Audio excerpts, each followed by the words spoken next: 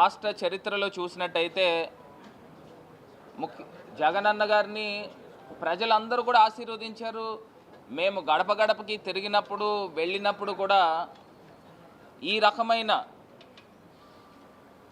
ప్రజల్లో భావన ఉంటే ఈ పాటికి మాకు తెలిసేది, మీడియాకు కూడా తెలిసి ఉండేది. కానీ అసలు ఏం జరిగిందనేది కూడా ఇంకా అంతు చిక్కటంలా. అసలు దీంట్లో లోపాలు ఏంటి, పోనీ మేము సవరించుకోవాలన్నా కూడా ఏం తక్కువ చేసినాం, ప్రజలకి ఏం తక్కువ చేసినాం. ఒక్కటి చిన్న ఉదాహరణ చెప్తాను. ఇక్కడ 15వ వార్డులో మాకు సంబంధించి రెల్లిపేట ఉంది. రెల్లిపేటలో ఎప్పుడు ఎలక్షన్స్ జరిగినా ప్రజలందరూ కూడా రాజశేఖర్ రెడ్డి గారికి, జగన్మోహన్ రెడ్డి గారికి అక్కడ ఎప్పుడు బ్రహ్మరథం పడుతుంది తప్పితే అలాంటి ప్లేసెస్లో కూడా మాకు ఓట్లు తక్కువ నమోదైందంటే కూడా దానికి కూడా అంతు చిక్కటంలే. వాళ్ళు కనీసం ఆ ప్రాంతాలకు కూడా వెళ్ళడం కూడా తక్కువ తెలుగుదేశం పార్టీ వాళ్ళు. దీనిపైన పూర్తి స్థాయిగా త్వరలో అంతర్మదనం చేసుకుని దీన్ని విశ్లేషణ చేసుకుని ఏ రకంగా ఓటింగ్ సరళి జరిగిందనేది సరే ఆలోచన చేస్తాం. మరి ఇవాళ రాజమహేంద్రవరంలోనే చూసినట్టయితే ప్రజలకి గురించి నా సొంత ఇల్లులా భావించాను నా ఊరిని, నా సొంత కుటుంబంలా భావించాను నా రాజమహేంద్రవరం ప్రజల్ని. ఇవాళ వ్యాపారాలు పక్కన పెట్టి ఇవాళ ప్రజలకే నా జీవితం అంకితం అన్న విధంగా గడిచిన 5 సంవత్సరాల్లో ఎంపీ అయిన తర్వాత ఎప్పుడు కూడా సొంత కార్యక్రమాలు వీటి గురించి అసలు ఎక్కడా కూడా ప్రాధాన్యత ఇవ్వాలి. కుటుంబాలను పక్కన పెట్టాం, పర్సనల్ లైఫ్ని పక్కన పెట్టాం. ఇవాళ రాజమండ్రికి ఈ రకమైన ఈ తరహా అభివృద్ధి చెయ్యాలి అనే ఒక తాపత్రయంతో పనిచేసాం. కానీ ప్రజలు ఇచ్చిన తీర్పుని తీసుకుంటా ఉన్నాం. కానీ ఎందుచేతన ఈ రకమైన ఓటింగ్ ప్యాటర్న్ జరిగిందనేది కూడా అంతు చిక్కటంలా. ఇవాళ గతంలో ఎంతోమంది ఎంపీలు అయ్యారు, ఎంతోమంది ఎమ్మెల్యేలు అయ్యారు, మేయర్లు అయ్యారు. ఈ స్థాయి డెవలప్మెంట్ ఎప్పుడు రాజమండ్రికి జరిగింది అని ఒక్కసారి ఆలోచన చేయాల్సిందిగా కోరుతా ఉన్నాం. మీరు ఎక్కడైనా చూసుకోండి, ఏ రోడ్లు చూసుకోండి, ఏ డ్రైన్లు చూసుకోండి, ఈ వ్యవస్థ ఏ రకంగా ఉందో ఒక్కసారి ఆలోచన చేయండి. మరి ఈ తరహాలో డెవలప్మెంట్ చేసి ఉన్నాం. చేసినప్పటికీ కూడా ప్రజల యొక్క విశ్వాసము పూర్తి స్థాయిలో ఎందుకు పొందలేకపోయాం? అవి ఓట్లు మళ్లించే అంత విధంగా పొందలేకపోయినామా, లేకపోతే మేము ఎక్కడికి వెళ్ళినా అభిమానం కనబడుతూ ఉండేది, ఆ అభిమానం ఎక్కడ ఉందనేది కూడా, ఎక్కడికి వెళ్ళిపోయిందనేది కూడా తెలియటం లేదు. మరి ఒక ఇంత బాధాకరమే. ఎందుచేతనంటే ఇదే ఎదురుగుండా ఈ రోడ్లోనే కనబడుతూ ఉంది ఈ మోరంపూడి ఫ్లైఓవర్. ఈ ఫ్లైఓవర్ ప్రాంతంలో ఉన్న ప్రజలు 30 సంవత్సరాల నుంచి చాలామంది అంగవైకల్యంకి గురైన వాళ్ళు ఇదే ప్రాంతంలో ఉన్నారు. ఈ ఫ్లైఓవర్లో యాక్సిడెంట్లు జరిగిన వాళ్ళు చాలామంది, చనిపోయిన వాళ్ళు చాలామంది ఉన్నారు. మరి ఇదే ప్రాంతంలో 30 సంవత్సరాల నుంచి ప్రజలు కోరుకున్న ఈ ఫ్లైఓవర్ గురించి గతంలో ఎవరు కూడా తీసుకురాలేనిది ఇవాళ నేను తీసుకొచ్చినప్పటికీ కూడా ఈ ప్రాంతంలో ఉన్న ప్రజలు కూడా ఎందుకు ఓట్లు వేయడానికి ఎందుకు ఆశీర్వదించలేదు అనే దాని గురించి కూడా ఆలోచన చేస్తూ ఉంటే అది కూడా అంతు చిక్కటంలే. మరి నిన్న చూసినట్టయితే విధ్వంసకాండ, అక్కడ మోరంపూడి జంక్షన్ దగ్గర శిలాఫలకము, గౌరవ కేంద్ర మంత్రివర్యులు నితిన్ గడ్కరీ గారు, వారిని రాజమండ్రి తీసుకొచ్చాం కేవలం ఈ ఫ్లైఓవర్ గురించి. వారిని తీసుకొచ్చి వారితో శిలాఫలకాన్ని చేయిస్తే వర్చువల్గా చేసినప్పటికీ కూడా దాన్ని కేంద్ర మంత్రికి మీరు ఏం గౌరవం ఇచ్చారనేది నాకు అర్థం కావట్లా. నిన్న ఎమ్మెల్యే మాట్లాడుతూ ఉన్నాడు, ఆశ్చర్యం అనిపిస్తూ ఉంది. అతను మాట్లాడిన విధానం కూడా ఒక్కసారి నేను చూపిస్తాను ఫోన్ ఇలాగి. అతను మాట్లాడిన విధానం కూడా పడిపోయిందా మాకు తెలీదు, చెయ్యి వేస్తే పడిపోయినట్టుంది. అంటే నాణ్యత లేని కట్టడం అనుకుంటా. మరి క్రమశిక్షణకి మారిపోయారు. ఇలా కన్స్ట్రక్షన్లో నాణ్యత లేదని చెప్తా ఉన్నాడు, చెయ్యి వేస్తే పడిపోయిందని చెప్తా ఉన్నాడు. అక్కడ ఉన్న వాళ్ళేమో వాళ్ళ మనుషులతో కొట్టించిన కార్యక్రమాలు చేశారు. అంటే ఇది చేయడం వల్ల ఏమొస్తుంది? ఏం రాదు, ఇంకా ప్రజల్లో పల్చన అవుతారు. ఇప్పుడు శిలాపలకం పైన నా పేరైతే తీయగలిగారేమో కానీ ఆ ఫ్లైఓవర్ ఎవరు సాధించారు అనేది ప్రజలకు తెలుసా? ప్రజల మనసుల్లోంచి తీయలేరు కదా. అంటే ఈ రకమైన కార్యక్రమాలు జరుగుతున్నాయి. ఇప్పుడు ఇంకొకటి కూడా, మీరు కూడా నిన్న చాలా మాటలు చెప్పున్నారు. ఏంటి అక్కడ ప్రజావేదిక కూల్చారనో లేకపోతే రైతులు వచ్చినప్పుడు ఈ రకమైన చేశారనో చెప్తా ఉన్నారు. ఇప్పుడు ప్రజావేదిక ఎక్కడైతే తాడేపల్లిలో ఉందో ఆ ప్రజావేదిక ఎన్జిటి గైడ్లైన్స్కి విరుద్ధంగా ఉంది. ఎన్జిటి గైడ్లైన్స్కి విరుద్ధంగా ఉంది. నది ప్రవాహక ప్రాంతంలో ఉన్నప్పుడు ఒక ప్రభుత్వ యాంత్రాంగము ఎన్జిటి గైడ్లైన్స్కి విరుద్ధంగా అక్కడ ఎట్లా పని చేస్తారనేది మా తాలూకా ఆలోచన. రెండోది, రైతుల యొక్క అమరావతి రైతుల గురించి అని ఒక యాత్ర గురించి చెప్తా ఉన్నారు. అమరావతి రైతులు, నిజమైన రైతులు వస్తే మేము కూడా స్వాగతించేవాళ్ళం. కానీ నిజమైన రైతులు లేరే అక్కడ. తెలుగుదేశం పార్టీకి సంబంధించి మోకలు వచ్చి వాళ్ళు వెళ్తూ వెళ్తూ మాపైన దాడి చేయడం మొదలుపెట్టారు. మేము నిజమైన రైతులు లేరు, రైతు ముసుగులో ఈ హాలీగాన్స్ ఉన్నారు, దొంగ పనులు చేసేవాళ్ళు ఉన్నారు, అందులో రౌడీ షీటర్లు ఉన్నారు, గుండాలు ఉన్నారు అని చెప్పి మేము నిరసన వ్యక్తం చేసాం. వాళ్ళు మాపైన దాడి చేయడం, రాళ్ళు విసరడము, లేకపోతే రంగు నీళ్ళు, మురికి నీళ్ళు విసరడము, ఈ రకమైన కార్యక్రమాలు ప్రీ మెడిటేషన్ మైండ్ సెట్. దాని తర్వాత మేము రిటాలియేట్ చేసాం. మరి దాని తర్వాత హైకోర్టు ఇచ్చిన ఆదేశం ప్రకారంగా మీరు నిజమైన రైతులతో మీరు పాదయాత్ర చేయండి అని అంటే ఎందుకు ఆపేశారని అడుగుతున్నాం. అంటే మీరు రైతులు ఎవరనేది మీరు నిర్ధారణ చూపించి మీరు పాదయాత్ర చేయమన్నారు. మరి ఆ టైంలో రామచంద్రపురంలో ఆపేశారు కదా, ఎందుకు చేయలేకపోయారు? ఒకవేళ నిజమైన రైతులు ఉంటే చేసి ఉండేవారు కదా. మరి ఈ రకమైన మా పైన ఆరోపణలు చేస్తూ ఉన్నారు. ప్రజావేదిక గురించి నేను క్లారిటీ ఇచ్చా, రైతుల గురించి నేను క్లారిటీ ఇచ్చా. మరి ఈ రకమైన కార్యక్రమాలు జరిగినాయి. ఒక్కసారి ప్రజలను కూడా ఆలోచన చేయమని కోరుతా ఉన్నాను. ఇప్పుడు ఇదే మోరంపూడి ఫ్లైఓవర్ గురించి చెప్తా ఉన్నారు. నిన్న వ్యక్తులు చెప్తా ఉన్నది, రండి శ్రీనివాస్ గారు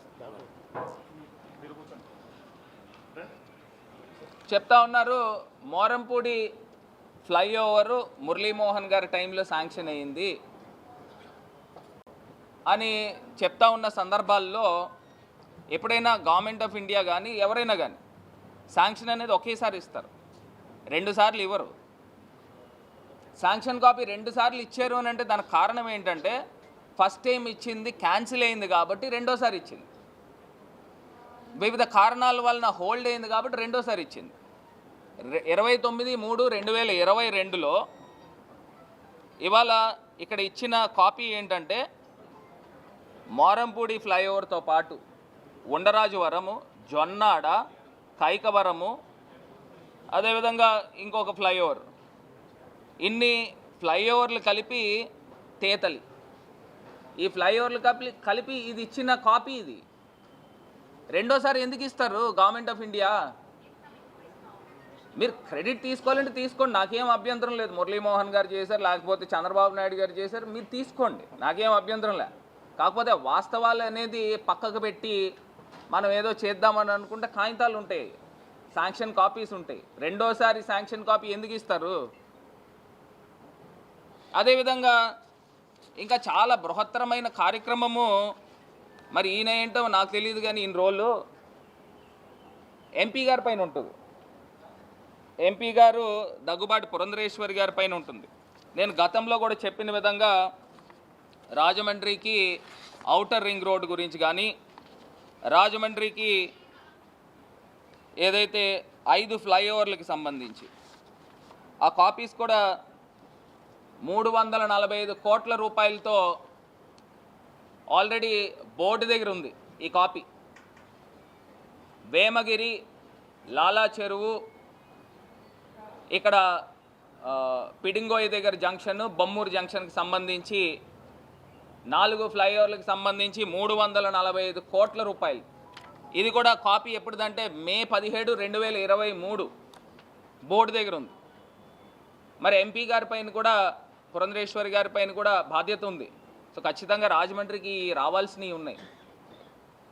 నేను గతంలో కూడా చెప్పాను, ఈ ఫ్లైఓవర్కి సంబంధించి అక్కడ వేమగిరి దగ్గర ఏదైతే శాంక్షన్ అయ్యిందో ఆ ఫ్లైఓవర్కి సంబంధించి అక్కడ ఇరిగేషన్ కెనాల్ ఉండడం వల్ల అక్కడ ఎన్ఓసి రాకపోవడం వల్ల ఇది ఆగిపోయింది. లేకపోతే ఇది కూడా శంకుస్థాపన వేసి వర్క్ స్టార్ట్ అయ్యి ఉండేది, టెండర్ కాల్ఫర్ అయ్యి ఉండేది. సో అది క్లియరెన్స్ చేసుకొని అది కూడా సాధిస్తే రాజమండ్రి ప్రజలకి చాలా ఉపయోగపడుతుంది. రాజమండ్రి సిటీ ప్రజలకు కానీ, గ్రామీణ ప్రజలకు కానీ, లేదా వివిధ ప్రాంతాల నుంచి వచ్చిన నేషనల్ హైవేకి. ఇది కాకుండా మూడోది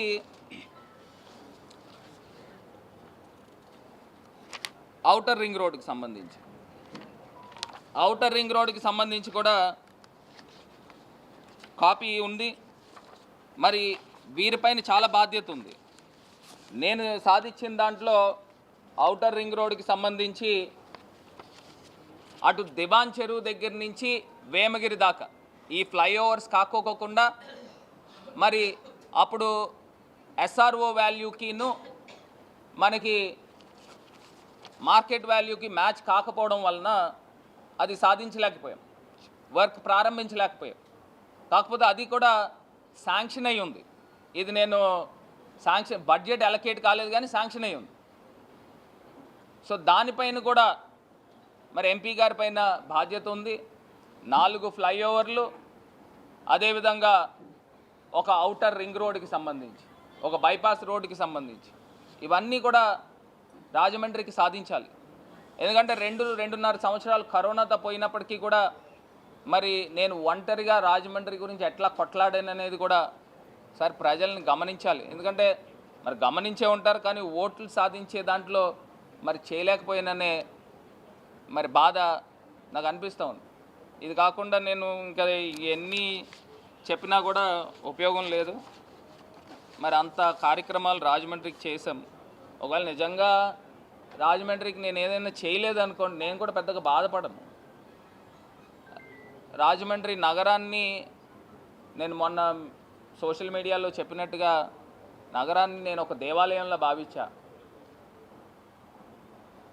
మరి ఆ రకంగా పనిచేశా. పని చేశాను, పని చేసినా కూడా ప్రజలు ఆశీర్వదించలేదని అంటే నిజంగా బాధ అనిపిస్తాం. మరి గతంలో ఏ ప్రజాప్రతినిధి రాజమండ్రికి ఇంత చేశాడో నాకైతే తెలియదు, కానీ తెలిస్తే నిజంగా వాళ్ళని ఆశీర్వదించినా నేను పెద్ద బాధపడను. సరే, ఏదేమైనప్పటికీ జరిగింది, జరిగిపోయింది. ఇక ముందు ఆ ప్రభుత్వం, కొత్తగా ఏర్పడే ప్రభుత్వం పైన, ఎమ్మెల్యేలు, ఎంపీల పైన చాలా బాధ్యత ఉంది. మరి ఎన్నో హామీలు ఇచ్చి వారు రావడం జరిగింది. రాజమండ్రికి సంబంధించి ముంపు ప్రాంతాలని మొత్తం పరిష్కరిస్తామని చెప్పారు. వారికి కూడా టైం ఇవ్వాలి. సంవత్సర కాలము టైం ఇస్తే ఏం చేస్తారు అనేది కూడా అర్థమవుతుంది. మరి అదేవిధంగా మాజీ శాసనసభ్యులు రౌత్ గారు చెప్పినట్టు గోదావరి కాలుష్యాన్ని ఏ రకంగా నివారిస్తారు, ఏదైతే నల్లా ఛానల్ దగ్గర out drainage water, sewage water అందులో పడతా ఉంది గోదావరి అప్స్ట్రీమ్లో, దాన్ని ఏ రకంగా అరికడతారు, దాన్ని మొత్తం అంతా కూడా బైపాస్ చేస్తారా, లేని పక్షంలో వాటర్ ఇంటేక్ పాయింట్ తీసుకుని వచ్చి పుష్కరాల రేవు దగ్గర ఉంది, నల్లా ఛానల్ దగ్గర వచ్చి సీవేజ్ వాటర్ పడతా ఉంది, దాన్ని ఏ రకంగా లిఫ్ట్ చేస్తారు, గోదావరి ప్రక్షాళన ఏ రకంగా చేస్తారు, ఇవన్నీ కూడా వాళ్ళపైన బాధ్యత ఉంది. మరి బాధ్యత నిర్వర్తించాల్సిన కార్యక్రమం కూడా చేపట్టాలా. మరి ప్రజలు ఇంకా మంచి చేస్తారని వారిని ఆశీర్వదించారు. ఇవాళ మనం చేసిన డెవలప్మెంట్స్లో కంబాల్ చెరువు, గ్లో గార్డెన్ ఇవన్నీ కూడా టికెట్ ప్రైస్ తీసేస్తామని చెప్పిన మాటలు కూడా ఉన్నాయి. మరి దాన్ని కూడా వాళ్ళు స్టార్ట్ చేయాలి. మరి ఎంత తొందరగా టికెట్స్ని తీసి ఫ్రీగా పెడతానని చెప్పిన సందర్భాలు, మరి బహుశా దాన్ని కూడా ప్రజలు అట్రాక్ట్ అయ్యారేమో. ఎందుచేతనంటే ఆదివారం అయితే ఒక 7-8 వేల మంది ఒక్కొక్క చోట ప్రజలు కనబడుతూ ఉన్నారు. హ్యాపీ స్ట్రీట్ అయితే కానివ్వండి, కంబాల్ చెరువు, గ్లో గార్డెన్, ఈ ప్లేసెస్ అన్నిటికి ఇప్పుడు ఏవో టికెట్స్ ఉన్నాయి కాబట్టి దాన్ని తీస్తూ ఉన్నారు. ఆ టికెట్స్ కూడా ఏదో డబ్బులు నాకేదో వస్తున్నట్టు భావించారు. మున్సిపల్ కార్పొరేషన్కి వెళ్తుంది, అది మెయింటెనెన్స్ కవర్ అవుతుంది. సో ఆ మెయింటెనెన్స్ కూడా మున్సిపల్ కార్పొరేషన్ పెట్టుకొని టికెట్స్ తీస్తూ ఉన్నారు కాబట్టి అది కూడా ప్రారంభించాలి ఇమీడియట్గా. అదేవిధంగా చెత్త పన్ను పైన కూడా మీరు ఉద్యమాలే చేశారు. మరి ప్రజల నుంచి కట్టించుకునే కార్యక్రమాలు కూడా ఆఫ్ చేసేయాలి ఇమీడియట్గా. మీరు ఆ మాటలు కూడా ఇచ్చారు. వాలంటీర్స్ని అందరినీ కూడా 10,000 రూపాయలు వాలంటీర్స్కి మేము జీతం పెంచుతాము, స్టైఫండ్ ఇస్తాము, మొత్తం ఎంతమంది అయితే వాలంటీర్స్ ఉన్నారో అంతమందిని రిటైన్ చేస్తామని, మీకు ఏ ఉద్యోగానికి డోకా లేదు అని చెప్పిన మాటలు చంద్రబాబు నాయుడు గారు. ఆ మాట కూడా నిలబెట్టుకోవాలి. ఏదైతే పెన్షన్స్ గురించి 4,000 రూపాయల పెన్షన్ ఈ మే నెల నుంచి మేము అక్షరాల 67 లక్షల మంది ప్రజలకు ఇచ్చాం. మీరు 67 లక్షల మందికి పెంచుతారా లేకపోతే ఇంకా తగ్గించి 4,000 ఇస్తారా? ఒకసారి ప్రజలు కూడా అన్నీ ఆలోచన చేస్తున్నారు. గ్యాస్ సిలిండర్స్ చెప్పారు. ఇంట్లో 3 పిల్లలుంటే అందరికీ అమ్మఒడి ఇస్తామని చెప్పిన మాటలు, ఆడపిల్ల ఉంటే 1,500 రూపాయలు నెల నెల ఇస్తామని చెప్పిన మాటలు, ఇవన్నీ కూడా నిలబెట్టుకోవాలి. నిలబెట్టుకునే బాధ్యత వీళ్ళపైన ఉంది. ఫ్రీ బస్ గురించి కూడా చెప్పారు. ఇవన్నీ కూడా ఒక 6 నెలలు కూడా అవసరం లేదు, 3-4 నెలల్లోనే అర్థమైపోతుంది వీళ్ళు ఏ స్థాయిలో నిలబెట్టుకుంటున్నారనేది కూడా అర్థమైపోతుంది. నిరుద్యోగ భృతి, వికలాంగులకి 6,000 రూపాయలు, ఇట్లా ఎన్నో హామీలు ఇచ్చారు. అంటే ఒకటి నాకు అనిపించిన ఈ ఎలక్షన్ సారాంశం ఏంటంటే, ప్రజలు అన్నవాళ్ళు ఆశాజీవులు. అంటే ఇక్కడికన్నా అక్కడ ఎక్కువ డబ్బు వస్తుంది, సరే వచ్చేది ఎందుకు పాడు చేసుకోవాలనే కార్యక్రమంలో మరి ఓట్లు వేశారని నేను భావిస్తున్నా. జగనన్న గారు నేను చేయగలిగేదే నేను చెప్తాను, నేను చేయలేని చెప్పలేనని ఆయన నిజాయితీ పరుడు కాబట్టి ఆ రకమైన మాటలు చెప్పాడు. మరి వీరు ఎక్కడి నుంచి డబ్బు తీసుకుని వచ్చి చేస్తారనేది కూడా ఒకసారి వాళ్ళకి కూడా టైం ఇవ్వాలి కాబట్టి టైం ఇస్తూ ఉన్నాం. చూడండి 6 నెలల కాలంలో ఏ మేరకు వీళ్ళు నిలబెట్టుకుంటారు ఈ సంక్షేమం అనేది ఒకసారి ఆలోచన చేద్దాం, చూద్దాం. ఒకటిలేండి, ఇప్పుడు అయిపోయిన తర్వాత ఈ రకమైన మాటలు ఒక్కొక్క ఆఫీసర్ పైన వేయడం కూడా, నిందలు వేయడం కూడా అంతవరకు కరెక్ట్ కాదు. ఒకటి అది కరెక్ట్ కాదు. ఒక అంశం ఏంటంటే, ఇవాళ నేను ఇందాక చెప్పినట్టు ప్రజలన్న ఆశాజీవులు, అక్కడికన్నా ఇంకా ఇక్కడ ఎక్కువ వస్తుందేమో, ఇక్కడ ఇది జగన్ గారిని చూసాం, చంద్రబాబు నాయుడు గారు ఇంకా ఎక్కువ ఇస్తున్నాడు, ఈ జగన్ గారు చెప్పిన దానికన్నా మేనిఫెస్టో కన్నా ఇది 3 మేనిఫెస్టో కనబడతా ఉంది, అవి వాస్తవాల అబద్ధాలు అనేది రాబోయే 3-4 నెలల్లో అర్థమైపోతాయి. మరి ఎక్కడి నుంచి డబ్బు తీసుకుని వచ్చి ఇస్తారు? ఇవాళ మేము రాజమండ్రికి, నాకు బాధ అంతా ఏంటంటే, రాజమండ్రికి ఇంత అభివృద్ధి చేశాను, ఇంత అభివృద్ధి చేసిన ప్రజలు యాక్సెప్ట్ చేశారు. యాక్సెప్ట్ చేసిన ఓటుని ట్రాన్స్లేట్ చేయలేని విశ్వాసము, అభిమానం సంపాదించలేకపోయానా అని నాకు బాధ అనిపిస్తూ ఉంది. ఇప్పుడు ఇంతకన్నా గొప్పగా మరి ఇప్పుడు రాబోయే, ఇప్పుడు వచ్చిన నాయకులు ఏం చేస్తారనేది కూడా చూస్తాం. నిజంగా వాళ్ళు చేస్తే రాజమండ్రికి మంచి జరుగుతుంది కాబట్టి నేను కూడా చాలా ఆనందిస్తాను. అది కూడా ఏ స్థాయిలో చేస్తారు అనేది కూడా ఖచ్చితంగా చూస్తాం. ఇది కాకుండా ఇవాళ పూలే అంబేద్కర్ భవన్ రాజమండ్రి నడిబొడ్డులో 1,300 గజాలలో ఇవాళ తీసుకుని వచ్చి నిర్మాణం జరుగుతూ ఉంది. సెకండ్ స్లాబ్ కంప్లీట్ అయింది. అందులో కూడా చాలా ఒక ఆశయంతో ఆ పూలే అంబేద్కర్ భవన్ తీసుకురావడం జరిగింది. ఎంతోమంది బడుగు బలహీన పేద వర్గాల్ని అక్కడ group 1 civils UPSC exams training ఇచ్చే కార్యక్రమం జరుగుతుంది. ఇది కాకుండా వివిధ community halls, Settibalija Gouda community hall అయితే కానివ్వండి, తూర్పు కాపులు ఇక్కడ వియల్పురంలో ఇచ్చాం. మరి దానిపైన కూడా వాళ్ళు బాధ్యత తీసుకుని దాన్ని కూడా నిర్మాణం చేయాలి. నిర్మాణం చేసి ఇప్పుడు రాబోయే రోజుల్లో కంప్లీట్ చేయాలి. ఇది కాకుండా పద్మశాలి కమ్యూనిటీ హాల్ అక్కడ R&B కాలనీ దగ్గర ఇవ్వడం జరిగింది. తూర్పు కాపులకి అక్కడ R&B కాలనీ దగ్గర స్థలం కేటాయించడం జరిగింది. యాదవాస్కి స్థలం కేటాయించడం జరిగింది క్వారీ రోడ్ దగ్గర. క్వారీ రోడ్డు పైనే ఎస్సీ అంబేద్కర్ భవన్కి అక్కడ స్థలం కేటాయించడం జరిగింది. శ్రామిక భవన్ క్వారీ దగ్గరే స్థలం కేటాయించడం జరిగింది. ఇన్ని కమ్యూనిటీ హాల్స్కి ఈ రకంగా మనం కేటాయించాము.